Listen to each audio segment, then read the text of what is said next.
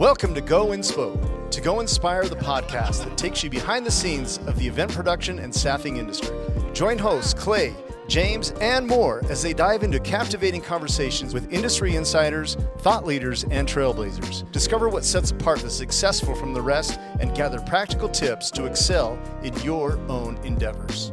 Have you ever wanted to work concerts, festivals, or big events? We're GoInspo. Download our app, find us on Instagram, Facebook, YouTube, and Spotify. Like, comment, and subscribe. Hey, James. I'm glad to be sitting here talking to you today again. Yeah, thank you for having me here. We've experienced a lot of things together in life, from just enjoying life to also working events together and a lot of things here and there and in between. But I think one of the first things that we ever did together was work together in some capacity, which was at a summer camp, which is just one giant event, more or less. Every day. Yeah. You're just producing 7 different events every week, one each day, which is such a dynamic and fun experience. But can you maybe... I know we have previously talked about like my history in events and kind of my resume, but I would love to hear your experience and maybe just if you could just kind of just chat quickly about where and how you ended up in the event and production space. Yeah, of course. That's a great question. Well, it started with a dream, baby. How it started was, I was really fortunate. I knew what I wanted to do when I was about 8th grade. And one of those visions was a snowboard rail jam music festival concert. And that was a vision early on. So I was really lucky and knew what I wanted to do. I love bringing people together, first and foremost, and I love a tangible product you can see, feel, and touch, etc. So with that, I kind of, obviously had challenges in school sitting still. So I was always getting in trouble, a lot of great stories there. But what that ultimately brought was creativity and meeting people and networking and socializing. And that's what I feel like I do best and problem solving. So with all of those attributes, started GoInspo. But prior to GoInspo, it all started with this vision of this festival. In college, right off the bat, I got a job as business manager for the college radio station. Where did you go to college? In Missoula, Montana. Oh, that's right. And it was a $500,000 budget. I was 20 years old, and it's a team at the college radio station putting on concerts, fundraisers, selling radio ads for the college, amongst many other things, merch budget, etc. Incredible experience. I learned so much. We had advisors that were much older and mentors that worked at the university that guided us. But we had to learn a lot on our own. That was my first real big opportunity with a budget and plan with concerts, fundraisers, and events. And thank God we had an amazing team. Right now, a lot of the guys that I went to school with are doing huge things, putting on festivals and more. But really what that gave me was some confidence. And while I was in school, in college, I went to school with a marketing degree, and I was doing events and side hustles, kind of always been an entrepreneur from the get-go. But throughout that, I really wanted something to stick out on my resume. And at the time, I was snowboarding a lot. I was competing, sponsored. And, I worked with the local mountain. I was riding for a local snowboard shop. And I'm like, I can bring everyone together for an event. I noticed early season in the snowboard and ski industry, you go out to a party, you go out to the bars, everyone's talking about, hey, where are you getting your season pass? Hey, what are you doing this season? Hey, what's your gear? I'm like, why don't we just get everyone together to talk about that? And that's how Shredfest started. And so I had this dream. I also wanted something killer on my resume. So I had about $2-3 grand saved up, cash. And then I had like a $3 credit card. This was towards the end of college. Yeah. And so I put all of those pennies every penny towards Shredfest. I went to the city of Missoula, Montana, several times. We did in a park in Missoula, Montana. And they denied me the first couple times. Like, you're crazy. Like, you're only, X years old. Like, no. And then the third time I went to the city, suit and tie, I noticed they had a barometer with like fundraising goals for the city. Yeah. And so, yeah. And so, is that what you call it? You're like, well, a barometer or a thermometer or anything. But I know what you're talking about. It's like the little globe with basically like your mercury scale on it. Right. And so I noticed, I'm like, okay, the city's doing a fundraiser, suit and tie, third time's the charm. I'm in there. I'm like, I got to get something to stick out of my resume. And that's going to be a tangible festival, jumping out of school and marketing. Obviously, the business manager was amazing, but I wanted that next leg up. And again, my dream was a snowboard concert music festival. So I went to the city and I said, hey, what if all the proceeds go, if you just let me use this park on this day? They're like, we don't have restrooms. The restrooms are closed. It's too cold, this and that. And I'm like, well, I'll bring in restrooms and we'll do this. And like, you need to fence stuff. I'm like, okay, we'll bring in fence. We'll make it all happen. And they said yes. And I was like, oh my gosh. And they're like, but you have to do it on this date. So we had, I think it was, I want to say 22 to 27 days to plan a festival at that point. I already knew it was going to happen. I'm like, not much time. Yeah. And this is a small festival. I mean, small little Even park. Still. Yeah. That's not much time. Yeah. So I basically told all my professors, hey, I'm busy the next month. I'm going to be very poor academically. A lot of them were like, go, James, you're killing it. Like, go ahead. Nice. And some of them, it was amazing. I'd literally turn in a piece of paper with like so many errors and I get it back and they'd be like an A- on it. I'd be like, oh my God, you're a believer. Thank you. I was so stoked. Some professors really were stoked. Other professors were like, no, you got to meet this time. I'm like, do you understand what I'm trying to do here? Yeah. Anyways, fast forward, event day, scrambling, family, friends. My brother works construction. He's going to be operations. The ski resort's going to bring in the rails. We're going to bring in the snow from the ice rinks. I actually backtrack that. I was grabbing snow from ice rinks to snowboard in my yard in Chicago since I was like 13, 14 years old. So that was kind of that was the big thing. Is like I knew how to do it. You're like, I can do this. Yeah, I knew how to do it. Yeah. And thanks to my dad, he would always help me get snow from the ice rink when I was younger, and I'd had set up a tiny rail in the yard. Nice. Yeah. Anyways, so fast forward, event day going well. We have 900 people showed up. It was like a $5 ticket. Donated money to the city. They're like, whoa, we didn't even think this would happen. Or if we, donate, and it all turned out great. We were really excited.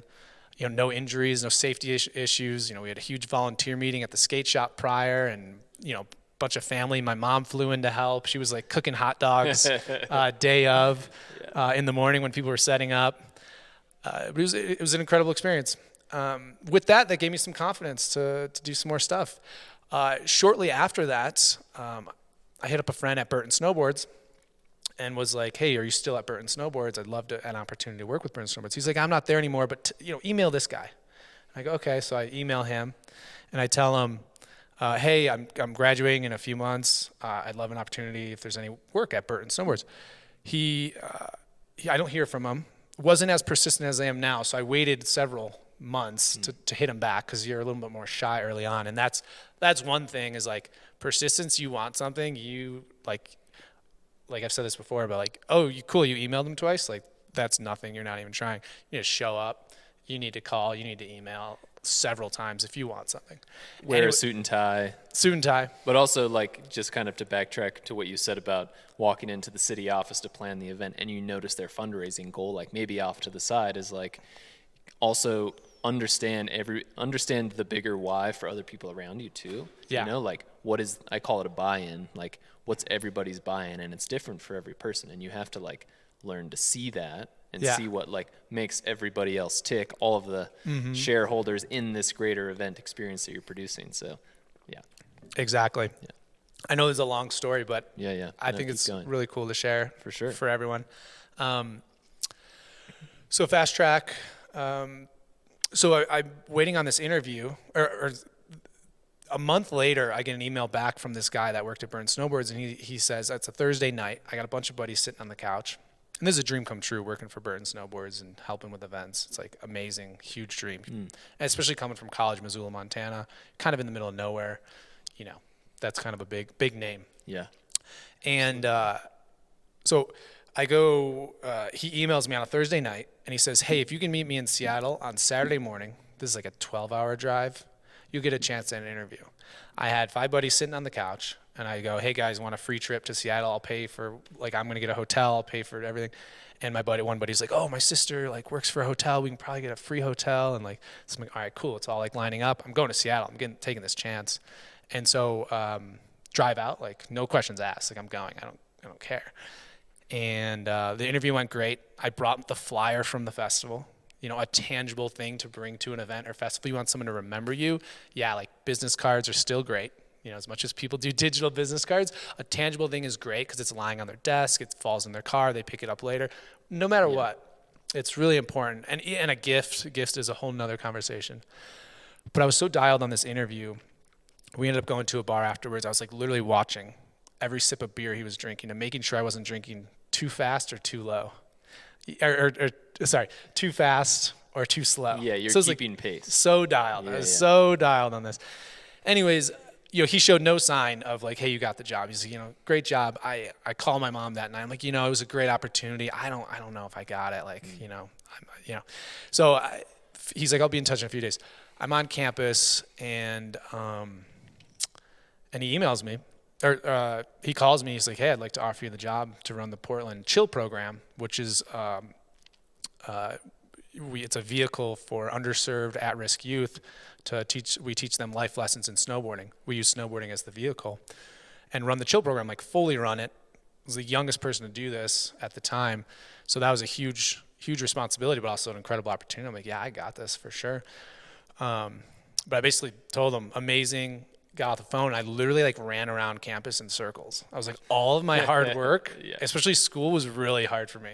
Like freshman year, I literally just sat in the library. Yeah. And I literally called my dad. It was one of the most exciting moments of my life to achieve that and get that opportunity. So with the Chill Foundation, we were coordinating with agencies and more with these foster care homes, et cetera. And we would take them out on a bus. We'd take 100 kids up on the bus up to Mount Hood 2 times a week.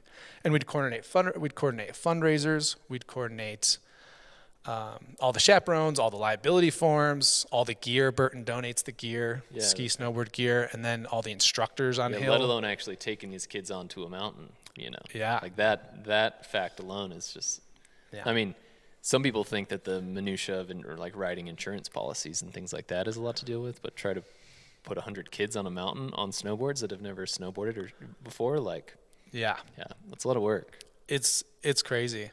There's a big level of patience with our team as well as our students at the time that we would teach them. It's like, you're not going to learn this overnight, so they kind of get 6 weeks to learn how to do an S-curve. That's graduation, when you can connect turns snowboarding. And it's one of the best feelings because a lot of these kids grew up in some pretty rough situations. And this vehicle of snowboarding just opened up their eyes. Like, they lived in Portland. The mountain's only an hour-ish away, and they've never been up there. And they're 13, 15 years old. And it's like, it was just an incredible opportunity that Burton supplies and that we could do for them. Yeah, I think that's so just noble and honorable. This example specifically, but also kind of illustrates a bigger picture of why I think events are so impactful, is because they are a very rich experience for people, and they create connection and open people's eyes to things that they may not have experienced before, whether it's connections with another person or just some inner reflection, or they see a new musician or they try a new product or things like that. Like, events are the space where experience is curated and really happens that you can't always find just in regular life. So, and I think that's maybe an unsung sort of the unsung hero of like, why do events happen and why are events important, is because of that experience that it creates for people, and it's really special.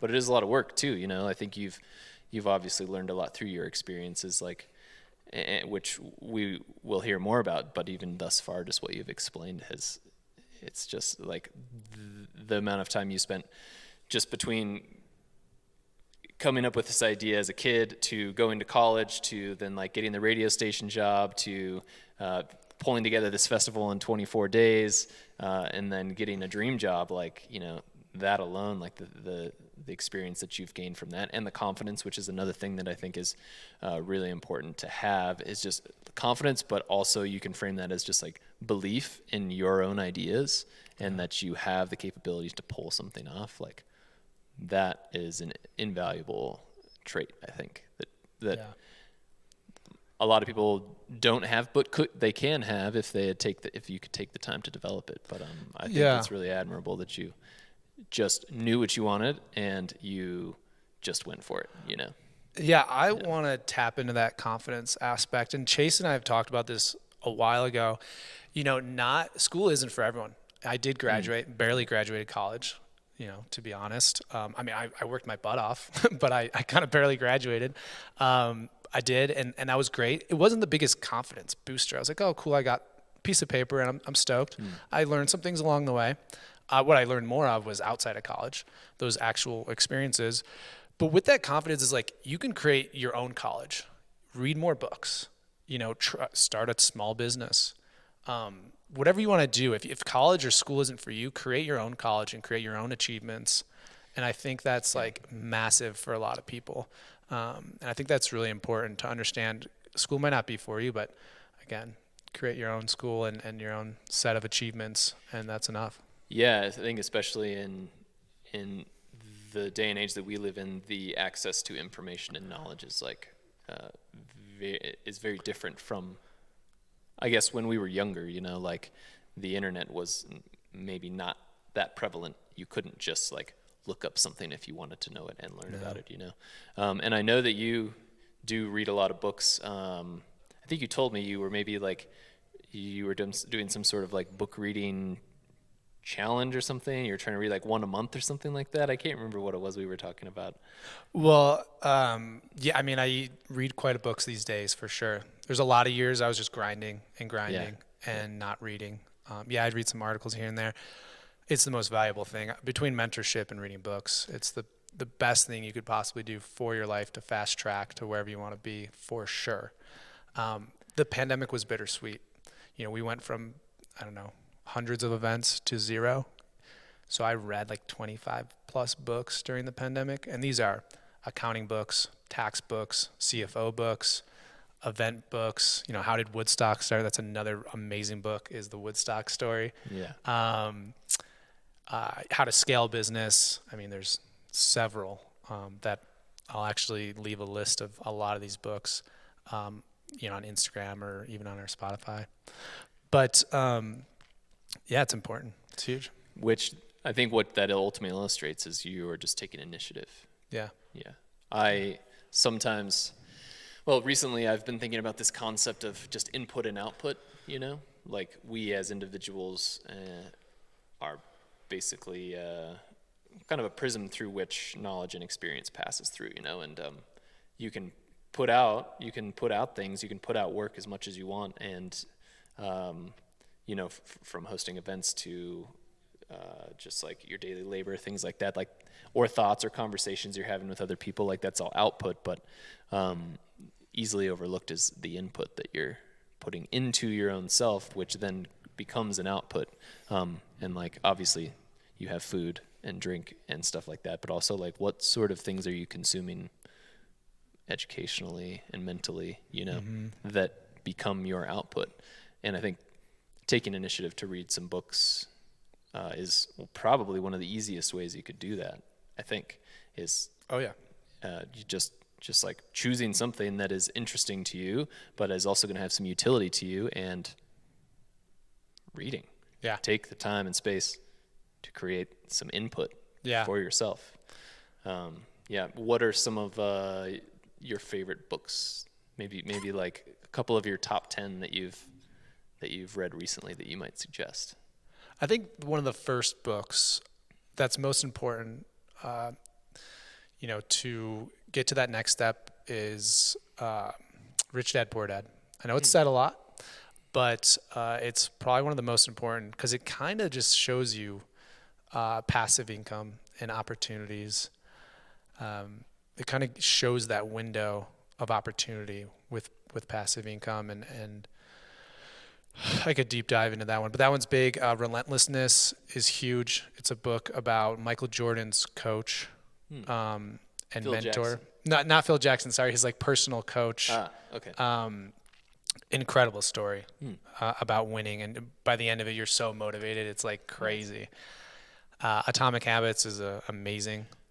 I've heard that one highly recommended by a lot of people. Another one that's really simple, that How to Win Friends and Influence People. Super quick book, but if you live by just that book, you're going to do very well. It's like so simple, but it brings you back to like treat people how you want to be treated. And you're like, yeah, I know that, but like he explains it in an amazing way, and it helped. The way he explains it, it kind of can, subconsciously be with you at all times. So that's another one. I mean, there's so many. Yeah. Yeah.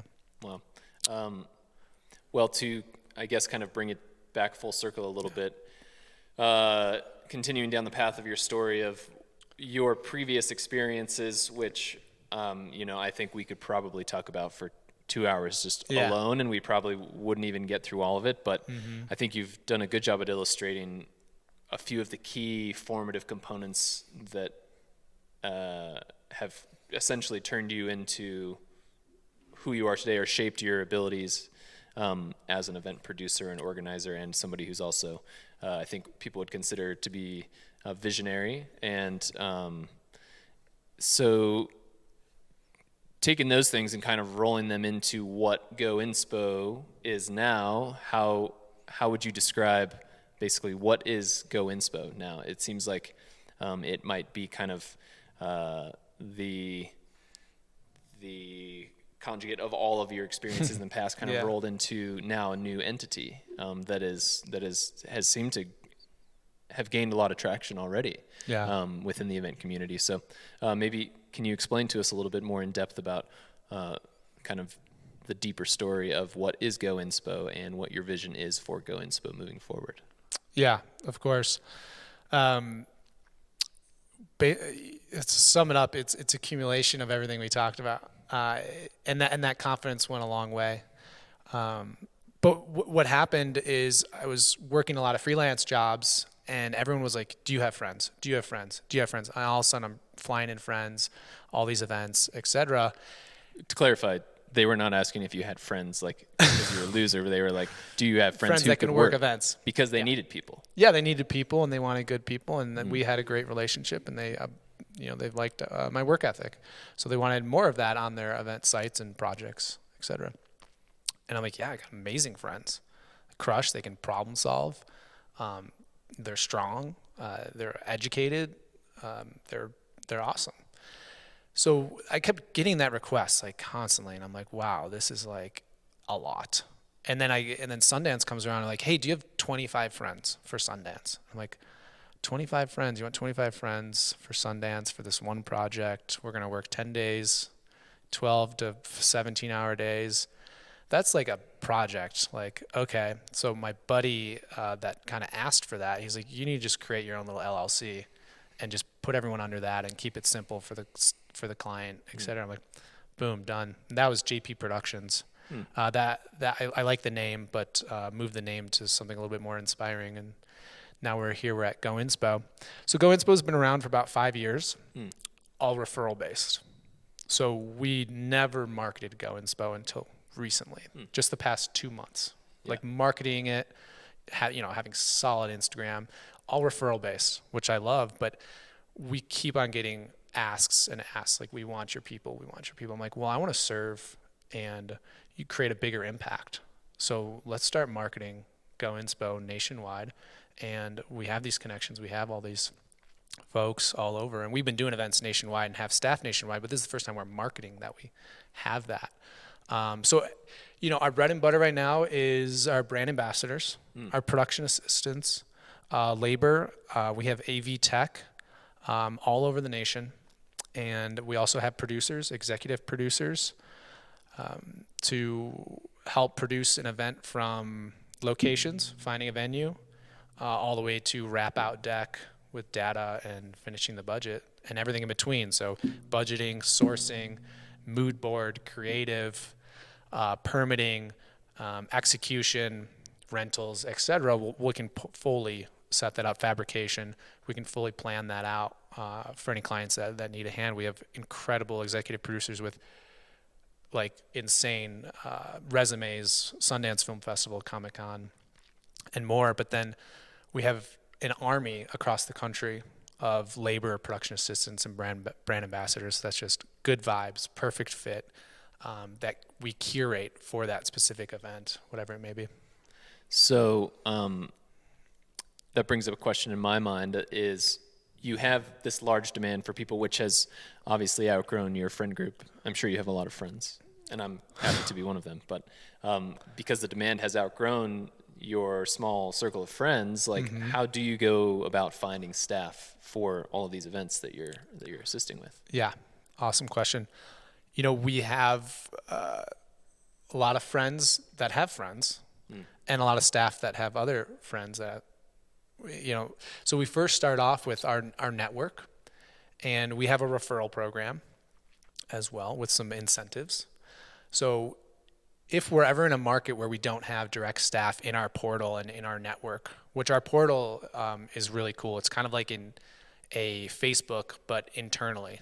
And what's also really cool about it is we can actually rate our team on, you know, their punctuality, performance, et cetera, and that's all within. And that's for our internal team. But then we have our community that's in it for our job postings, et cetera. They can create invoices in there and just create a really seamless community. So it's kind of like a Facebook, but internally. Anyways, we'll post jobs on there, see who is interested. We'll also reach out to our rock stars that just have done a lot of events or have a really great reputation. And then if we're in a market where we don't know too many folks, which is pretty rare, but we'll find the Facebook groups, the Craigslist, et cetera, job postings. One cool thing that we love to do is go to the colleges. Yeah. A lot of cool college groups, you know, making sure that they're above 21 if that's what the client is looking for. But we'll do job postings, and then we have a pretty rigorous interview process. We do a group interview via Google Meet, face-to-face. Well, virtually, but we can see their face and their vibes. And then there's a full application process, you know, resumes, we call all their references, and then we do another second interview. And that's how we, you know, figure out our team for that specific project. And I'm sure that there's a lot of variance from event to event based on what you need, you know, what types of people you need, what skill sets are required based on not just the client that you're working for, but the vibe of the event, but also the certain tasks that need to be done. So sounds like the database that you have basically makes that a very easy process and allows you to specialize in the type of people you're selecting for the job. Yeah, exactly. Nice. Yeah, and it's just getting better every day. Have you ever wanted to work concerts, festivals, or big events? We're GoInspo. Download our app, find us on Instagram, Facebook, YouTube, and Spotify. Like, comment, and subscribe. At this point, it sounds like you have the ability to staff coast to coast. Yeah. And possibly even internationally. Of course. Is there anywhere that you don't think you could staff? Bring it on. Yeah, we definitely pride ourselves in being extremely resourceful. The yellow book, you know, whether it's rental equipment or AV cord that was randomly missing or broken 20 minutes before a show, to finding staff, we will find it no matter what, you know, even just a little bit of heads up. We have a seamless, quick paperwork process, an amazing internal team, Cassie, Zoe, Ken, the crew. So yeah, we just want to be here to support our clients. We know things happen last minute. There's snowstorms, there's heat issues, there's traffic, etc. And so, you know, things happen, and we need more staff or less staff, and you know, we can adapt. Yeah, I admire that about you, and I think I also share a similar sentiment that you can kind of. I think the cliche saying is like, when life gives you lemons, make lemonade.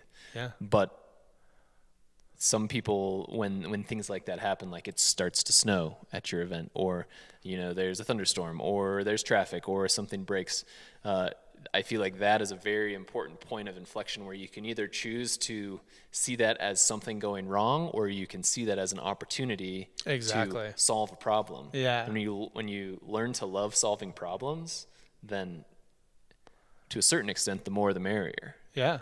Yeah. You're like, let's Yeah. go. The pressure. Yeah. Like, from early on being an entrepreneur, snowboarding, competing, sponsors, and then just real life day to day is like, I love a challenge, and especially on site under extreme circumstances. We want the event to go perfectly and for no one to know anything that happens behind the scenes. Yeah. So exactly right. Where did that concept originate? That's like a Disney concept or something, right? Seamless construction, basically. Like, you never want to see Mickey Mouse. You never want to. Nobody should ever know the guy who's inside the Mickey Mouse costume. Yeah. I think it's called seamless. Seamless construction, something. Something in that realm. Yeah. I can't remember exactly. I know we used to talk about it, but we haven't talked about it in a long time. Yeah. So at this point, you've been in. How many years have you been working in the event industry? 20 years. Wow. Yeah, at least. Who are some of the notable clients that you have worked with, both individually and through GoInspo? Wow. I think the biggest project we had, the first one was AT&T, Sundance. We were building out this incredible zone. And also the team we worked with. We worked with Best Events. Those guys are awesome, so creative, smart. Definitely shout out to our friend Sarah, who's a freelancer, and she was with Best Events at the time. Just understands being a team. So AT&T from the start was just a great challenge for us. It was our first huge gig. And then from there, it's just snowballed. And our clients right now, we're doing a lot with Chase Sapphire, Amazon Audible, Red Bull. We're doing Poplin stuff. Canva right now, the graphic app, we're doing a lot with them, and a bunch more. But some of the more notable projects is definitely South by Southwest, Comic-Con, and Sundance Film Festival, building out these incredible zones and just making magic happen, whether it's a venue or a convention center or whatever it may be. I know Sundance specifically is sort of high stakes. I mean, it's as in all events, we take them all seriously, but there are certain events like Sundance that are, very high profile clientele, with high expectations. Does that ever register for you? Is that something that you think about, are concerned about, or is it just like on the radar and you're just executing? Yeah. We thrive under that pressure and that B-list, A-list, folks that are coming through the spaces. We treat every event like that, to be honest. Like, you never know. Is it the CEO going to walk through? Whoever. And we treat everyone the same, whether it's staff or CEO or A-list. Like, we treat everyone the same. And we're aware, Sundance is wild. There's always a snowstorm. But we are the guys for Sundance. We know Park City inside and out. You need a DJ deck last second, we got it. Or you need staff. I know a guy lives down the street that maybe had a few hours off, but he's coming back. Yeah. Side story, I worked Sundance. Yeah, he was our previously. lead. Killed it. And one of the more notable things that I did while I was working that position is I helped walk. Zach? No, I helped take... Hillary? Yes. Oh, you were... One of the more notable things that I did working at Sundance was I helped walk Hillary Clinton to the restroom. Wow. Along with her Secret Service, but I was like the event liaison of the space. That's hilarious. Yeah. Wow. I don't have that on my resume, but I should probably put it on there. Yeah, it's legit. Restroom escort. And the employer was Hillary Clinton. Yeah. Yeah, exactly. Anyways. Man, awesome. So we just kind of discussed staffing I think a lot of people struggle to find good people. Yeah. How do you vet out? I mean, you already talked kind of about the interview process, but what are some of the qualities that I think maybe can you explain to us what are some of the qualities that you look for in somebody who is a good fit for working events, but also just maybe roll that into a bigger kind of discussion about what does it take for any person working in the event space to succeed or thrive? Like, what sort of skill sets or attributes does that type of position or work require? That's an amazing question. There's so many attributes we look for in an individual, but I think the biggest one is open-mindedness, for sure. You know, being able to see the big picture, have the vision, being aligned with the vision, the ultimate goal, creating an incredible experience for our clients and guests. Yeah. And open-mindedness, I think, is it kind of explains all the above. Integrity. If you're going to say you're going to do something, do it. You know, that's huge. Communication. Communication is number one. But with that is open-mindedness. But communication, you know, at the end of the day, if you're not communicating, you're dealing with relationship issues, most importantly, safety issues. So, yeah. So,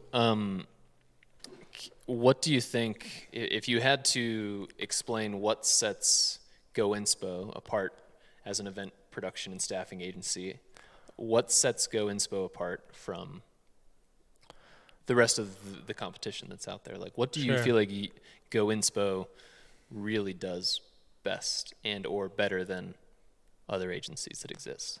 That is an amazing question. Not an easy one, because I love... You can boast. It's okay. This is a platform that you can just say it because it was asked. Yeah. Well, thank you. Honestly, we have so many partners that we've worked with, whether it's another staffing company or another production agency, et cetera. And we're never here to create any sort of competition. We want to be clear about that for sure. We want to provide the support that you need or that we can partner with no matter what. I think something that stands out more is our team is, one, our rigorous vetting process to make sure they're the right fit and curate for that project. Another one is, honestly, the good vibes. We have this interesting network that has this open-mindedness and also this kind of worldly feel that really is really inviting. So really well communication, really inviting into our space, front of house, back of house. And so if you're inviting and communicating well with your clients and happy to be around, then you're going to run a great event. You know, it trickles throughout. If the staff's unhappy, the clients and the guests are going to be unhappy and vice versa. So that's super important. But, you know, early on, what I would kind of pitch was like, you know, I have a bunch of incredible snowboard buddies and, you know, we're looking for side gigs all day long because we want to snowboard, adventure, rock climb, etc. So we kind of found this adventurous group that loves it, but they're not burnt out. And they're excited to show up to an event because, you know, it's real. You get burnt out a little bit. But that's, I think, the big thing that sets us apart is finding these individuals that have a lot of experience, but also have other passions too. Yeah, I think being driven by passion is a huge differentiating factor. Yeah. You know? Yeah. Because that translates over into just like zest for life also, you know? Yeah, exactly. These people have basically built their life around having great experiences. They know what it feels like to have a great experience. And so when it comes to providing that, they already know what that feels like, and now they're on the other side of it. Yeah. And, you know, talking about just like the snowboard buddies, for example, like not only do they have this understanding of experience and kind of like a worldly perspective, but also they're used to being in inclement weather. Yeah, they're used to that was a big one too. They're Sundance. used to like working hard and grinding in unfavorable conditions. Yeah, didn't even matter. Snow's just another day. Yeah, didn't even matter. Yeah. So I always felt like that was a good transfer over, you know, for this group of people that, and I know it's not all of the people that you choose for your staffing assignments, but sure. Those type of people are the people you want working for you, you know, and with you. People who are passion driven. Yeah, I think it's, you know, health, number one, you know, healthy mind, healthy body, healthy life. It's important, and that comes from the top down for sure. I definitely take pride in being active, and one thing that I have a morning routine that I'm pretty rigorous with. Obviously, first thing, you got to make your bed. That's like number one. I mean, that's a no-brainer. If you're not making your bed, then that's like a concern off the bat, to be honest with you. Is that an interview question you ask everybody you vet for a lot staffing? of them. Do you make your bed? Well, I ask, what's your morning routine? And you need a little bit of a routine. It's important because you got to start your day off right. You don't need, some people don't like routines, but you need a little bit of something just to get your body and mind in the right space to have a fulfilling day. So make your bed. You don't get coffee, espresso, latte. You don't get that until you stretch or drink water. You're not allowed to do it. You have to stretch and visualize the day.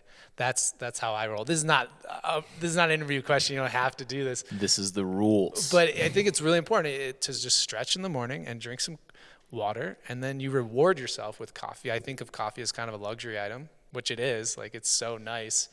Yeah. In any circumstance, whether you're chilling on the couch or out, walking around in a cold, rainy morning, like, coffee is a luxury item for sure. Coffee is a luxury item, especially for those who don't, if you don't know the process of how coffee ends up like on your table, it's pretty amazing. Yeah. Yeah. Blood, I won't sweat, go and tears into in it, but look it up on YouTube. If you don't know the coffee process, you would be much more grateful for every sip you take of that Totally. black bean water. It's good stuff. Yeah.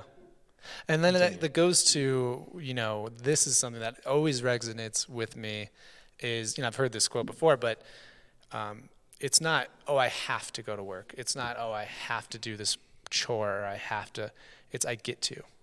It's, oh, I get to. That's huge. We are so fortunate, like, to have this body and mind and these opportunities that are just right in front of you. We are so fortunate. It's I get to. Yeah. And it almost is like it's a privilege and a responsibility to take advantage of those opportunities, Yeah, 100%. Yeah. So a couple quick fire questions for you. Okay. I'm going to interview you. I'm going to vet you out for my own staffing agency. Oh boy. Chocolate or vanilla? Okay, here's the rules. Okay, here are the rules of this exercise. You can't take longer than 3 seconds to answer. This is going to be a this or that question. And this is so we really know who you are. Oh my God. So I say this or that, or no? No, it's this or that. You choose one or the other. Copy, This or that. All right, are you ready? Yes. No longer than 3 seconds. Chocolate or vanilla? Chocolate. Banana or mango? Banana. Blue. Blue or green? Green. Hot or cold? Hot. Garth Brooks or Kenny Chesney? Oh, Garth Brooks. Legend. Would you rather... Okay, if you could choose one of these superpowers, here's another this or that. Oh, yeah. Fly or be able to breathe underwater? Breathe underwater. Why? Because it's unexplored. I mean, the That's what I Earth say. is 70% water. And there's so many zones not explored. I would say the same thing. Yeah. Okay, this or that. Light or dark? Light. Big time. Fire or water? Water. Space or time? Time. Why? Because that is the one thing we don't have control over, is our time on this beautiful earth. Good point. Okay, one more. This or that.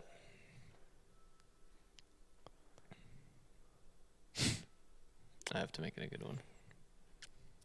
Margarita?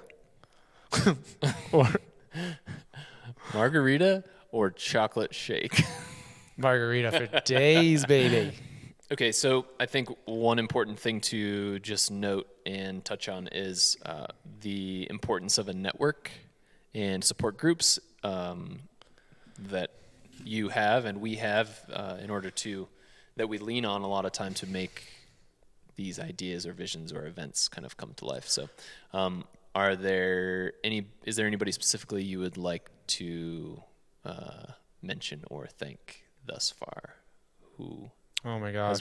who has like empowered you to kind of get to the point that you're at? Yeah. I am still trying to give back to all the people that have helped me out over the years. Couch crashing, just second opinions on every decision. I usually like to sleep on a decision. I can make quick ones, but I also like to sleep on one. But the list goes on from early on. There's been a lot of believers, and there's a lot of believers out there, and that's who you got to hang out with. Avoid the naysayers, the folks that complain about things that are out of your control. Traffic, like what that you would have no control over that. Why are you even that's not headspace that you want to take up. But my beautiful partner, Emmy, she's Very sweet. she is incredible and so smart. I bounce so many ideas off her, and she gives like the best answer. That's like the whole reason why we've had just so much success since we've been together, last 3 years, just like incredible opportunities with relationships and business, etc. So my beautiful partner, Emmy. My parents were always believing, especially my grandpa. He'd always just look at me in the corner and be like, all right, you're going to do something. And I'm like, dude, thanks. Like literally since I was a little kid, I'm like, well, I don't really know what you're saying, but appreciate it. So that's pretty cool. My brother's huge, especially my oldest brother, Jason. He was a part of Shredfest starting out early on. I mean, he totally worked for free. I tried to, I hopefully I'm still slowly paying him back with good times and maybe some extra gifts or whatever it may be. My sister Caroline, we've always been so tight. She's super smart and also helps me bounce ideas. Yeah. And she's also helped a lot with Shredfest, like problem solving day of. She doesn't work events. She's a nurse, but it's like similar. Makes Very stuff happen. similar. Yeah. Yeah. My brother Mike, always a G. I'm really lucky to have this amazing family, all really smart, educated, and supportive. My dad, entrepreneur, really that's like the big one is my pops. He's always been, testing the limits. We owned our own business for a while, and it was really cool to see that come to life, and that's pushed me to new levels. And my mom's just always been there for me no matter what. Tina. Tinks. Sweet as they get. Yeah. Carol's pretty sweet too. And Mike and Jason and your dad's. Yeah. There's so many more. I'm sorry if I'm not naming It's just weird that you didn't get the sweetness.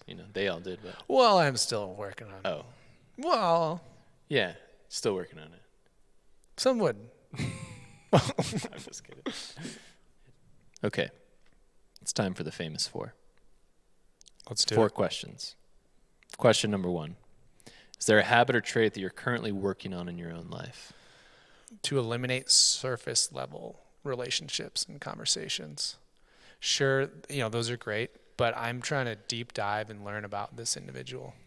Everyone has such a unique background that I want to listen and social and talk more and ask more questions because I'm just curious and I'm really trying to dive in to that world of kind of diving into people's experiences.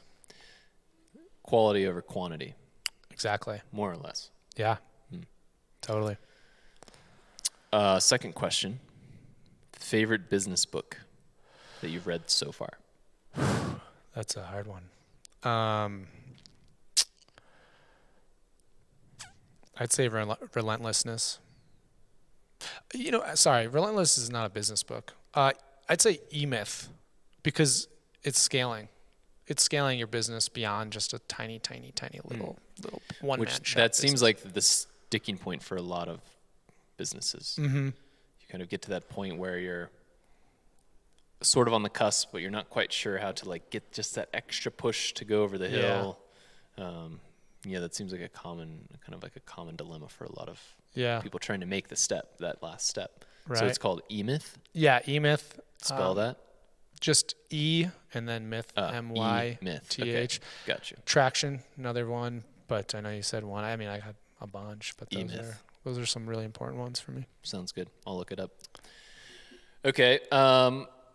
What sort of hobbies do you have when you're not working? What are you doing? Yoga and surfing mostly, and eating tacos. What kind of tacos? Pescado, camarón. Fish and shrimp. Muy bien. I love fish tacos. Camarón. We've had some really good Pescado. fish tacos actually together Oh, in yeah. our life. Wow. Rico's Tacos in Laredo. Yes. Laredo, Baja, Mexico. Find Rico's Tacos.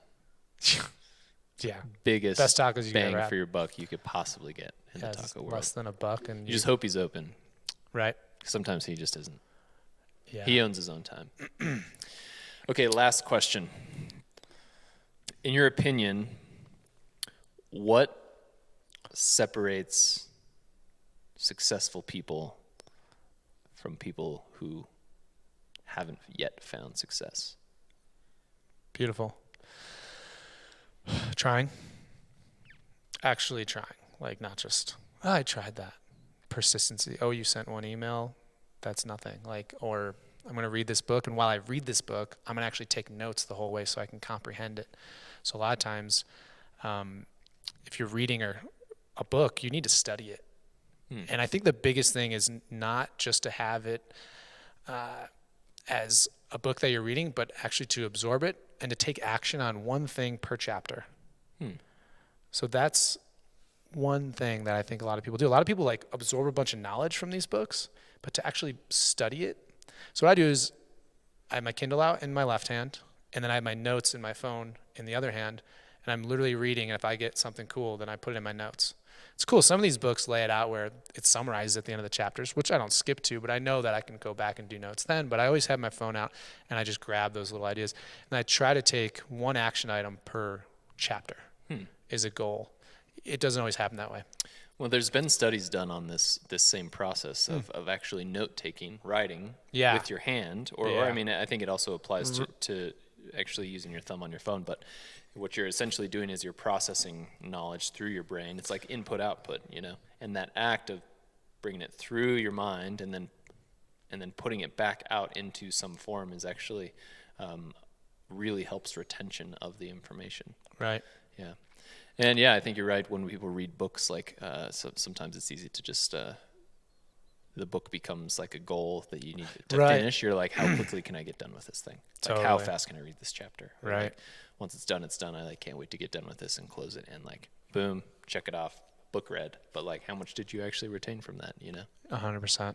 you're taking that time. Like, how do you maximize that time? Yeah. Yeah. Good point. Okay, last question is outside of GoInspo, where can people connect with you? Yeah, of course. My Instagram at JP Fleege, JPFLEEGE is my Instagram. Then you can look me up on LinkedIn, Facebook. You can email me, jpfleege@goinspo.us. I'm happy to chat, set up a call. I'm all ears. This brings up actually a pretty important question that I think a lot of people wonder about is, how do you say your last name? Because even I, as one of your great friends, for years after knowing you, thought your last name was pronounced Fleege. Yeah, it's not Fleege, but it's a good effort. It's Fleege. It's Fleege. Nice. Yeah. What are James your Fleege. origins? What's your, I mean, are you Dutch? I think there's a little bit of Dutch in there. German, English, even Polish, bunch of. I love Polish dogs, by the way. That's why I like you so much. That could make sense. Absolutely. Nice. So at first glance, GoInspo, I think I can draw some assumptions of what that means, but maybe you can take a second and tell us, what does GoInspo mean? Of course. It means go inspire. To break that down, it's for our team to inspire each other. It's for us to inspire our guests, our clients, our customers to live just a better life, improve the quality of their life and people around them. And to do that, it's you inspire through action. Taking action is I think a good metric of inspiration. Yeah. Inspiration, I think, can happen in just the form of an idea. Mm-hmm. You think of something, but turning that into an actual tangible action is a very, very important step. Yeah, I think I do want to tap into that just really fast.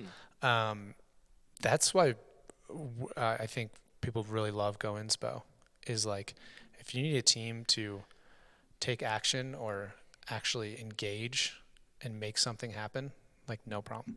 Literally whatever you dream of or want of, it's done.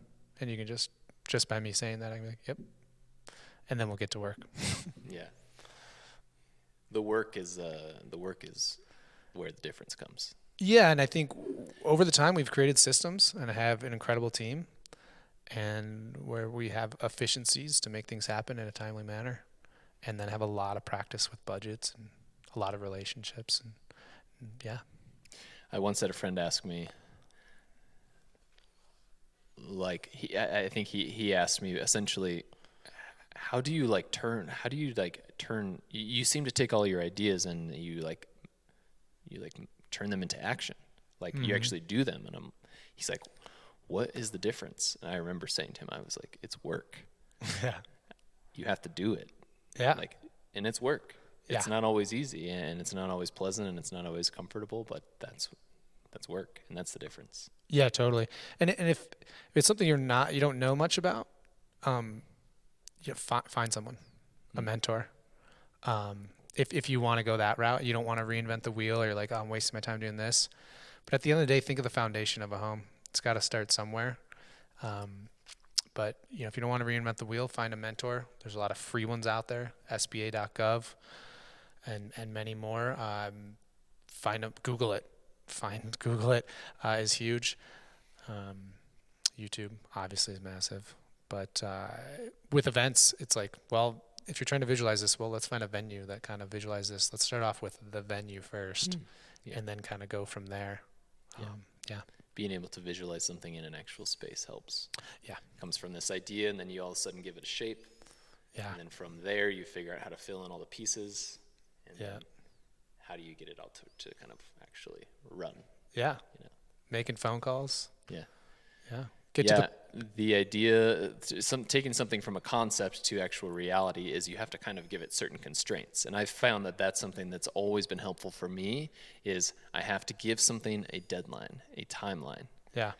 Otherwise, I'll take as much time as I have, and if there's no deadline or timeline, then it might never happen. But if I set my own timeline, or if I'm up, with a client, or somebody who I'm working with, if we set a date, once I commit to something, I am 100% committed to it. Yeah. But if there's a date and a time, that's a constraint up to which you can find something into a space. You grab that energy, that idea, that concept, and it starts to take shape. Yeah. Time is one thing, but also the actual space, the tangible space of the event, of where it happens. Like, when it comes to layout and actually making it into reality, constraints are actually a good thing, which comes back to discipline, routine. It gives something a shape, 100%. which is super important, I think. Anyways, I digress. Love it. Cool. Thank you. Have you ever wanted to work concerts, festivals, or big events? We're GoInspo. Download our app, find us on Instagram, Facebook, YouTube, and Spotify. Like, comment, and subscribe.